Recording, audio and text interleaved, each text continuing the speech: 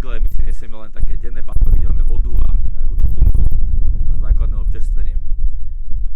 Tuto pod nami sa nachádza Namche Bazar, je to vlastne taká hlavné mesto Šerpov a hlavné východisko k ľadovcu Khumbu, ku ktorému sa dostaneme neskôr.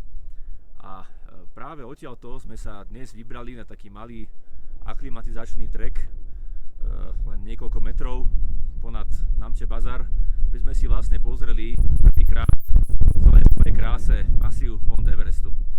Túto sme vlastne prišli, tam vzadu sa niekde nachádza Lukla, to je to veľmi nebezpečné letisko, na ktorom sme pristávali. Cez túto dolinu sme sa dostali až sem pod Namche Bazar, kam sme včera vystúpili. No, ale vás bude zaujímať niečo úplne iné a to je práve Mount Everest, ktorý sa nachádza na tejto strane a v celej svojej kráse sa nám ukazuje. A Jano Materas, môj kolega z expedície, geológ, nám niečo porozpráva o tom, čo tam vlastne vidíme. No, keď sa zameriame hneď tuto do tej pravej časti, tak vidíme taký veľmi impozantný vrchol.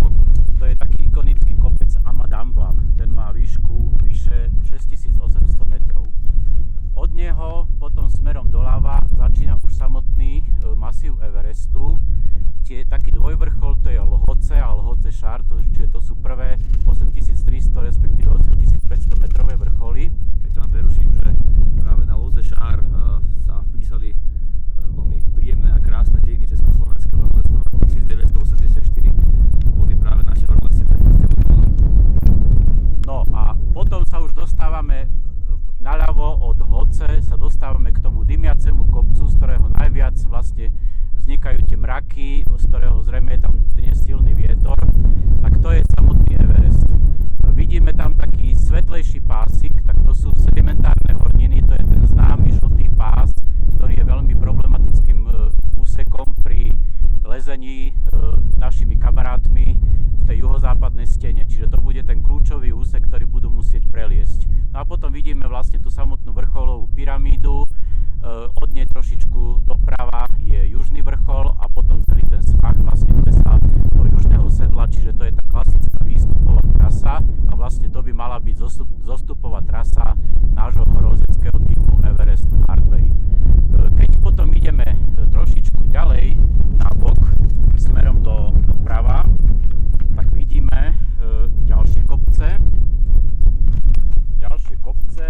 To si musím pozrieť trošku mapku, pretože zase nám tak zorientovaný. Ten taký výrazný kopec smerom naľavo od Everestu je Taboče, alebo Tabuče Peak.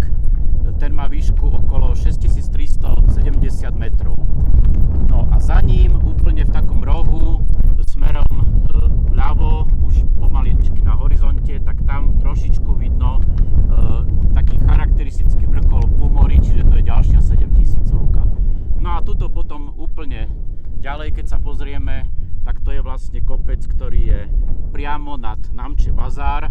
Je to Khumbi Ula, má 5761 metrov a je to, ako vidíme, v podstate kopec, ktorý ešte nemá ten ľadovec, čiže možno, že do tejto výšky to by bol náš cieľ, aby sme sa dostali v okolí toho základného tábora.